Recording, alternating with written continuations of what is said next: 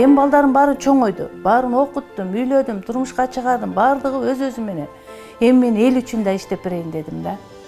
Элдин ичинде менин деле неберелерим, балдарым бар да. Бул унутта калып кетип аткан тамак биздин келечегибиз экен да.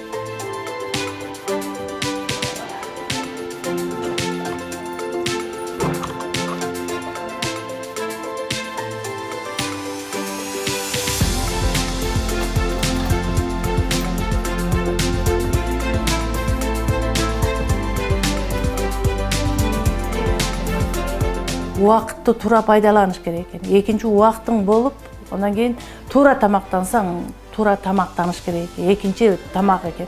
Анан үчүнчү ошондон чогултуп келип, анан ден соолукту сактап калса болот экен да. Анан кийин ден соолук деселе врачтардын дары дармеги дейт, жок, ал туура тамактануу экен. Туура тамактанган адам оорубайт дейт да. Ооруса да бат айыгат деген сөз ошол чын экен.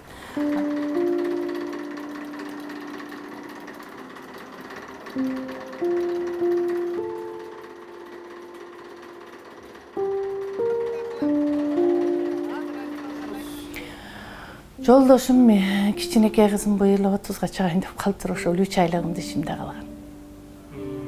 Ошон үчүн жашоодо мен эки эшикке чыгып ата үйгө кирип эне болуп калдым. Мен досторум аябай көп болчу, тааныштарым аябай көп болчу, туугандарым көп болчу. Банкрот болгондо туугандарым терилди, досторум терилди, тааныштарым терилип калды. Бир чети тазаланып алдым, баягы сотканы тазалайсыңбы, кереги жок. Ошондой болду. Негизи ал деле керек экен адам баласы үчүн.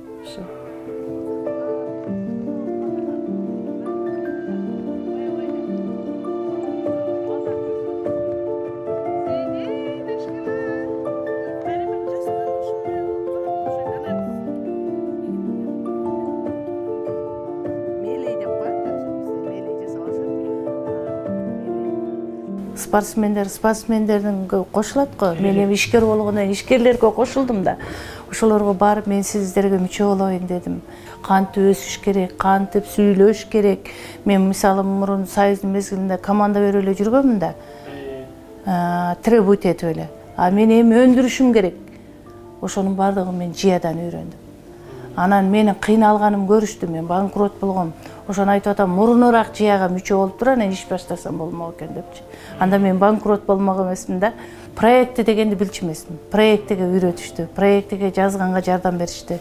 Мен ошентип $3000 проект тутуп алдым.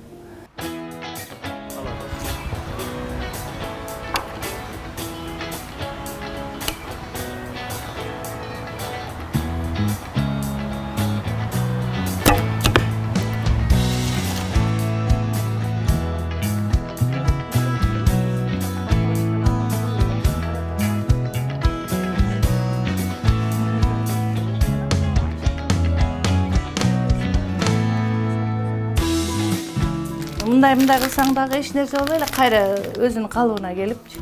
Кече ошо проектиден ушинтип алдык. Анан мына кагаздар. Мына кагаздар дагы мына пышык. Мындай кылсаң дагы, анан кийин бул натуральный кагаз болгон үчүн, дышышый болгон үчүн бите да түшпөйт экен да.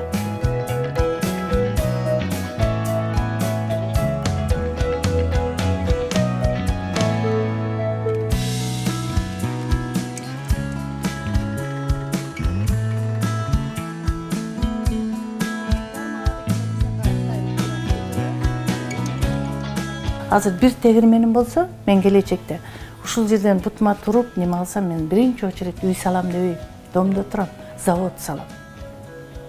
Азыр 10-15 адам менен иш менен камсыз кылсам, мен келечекте бир 100 адамды иш менен камсыз кылгым келет. Бунун келечеги бар. Ар бир адам азыр туура тамактанууга басым жасап калды.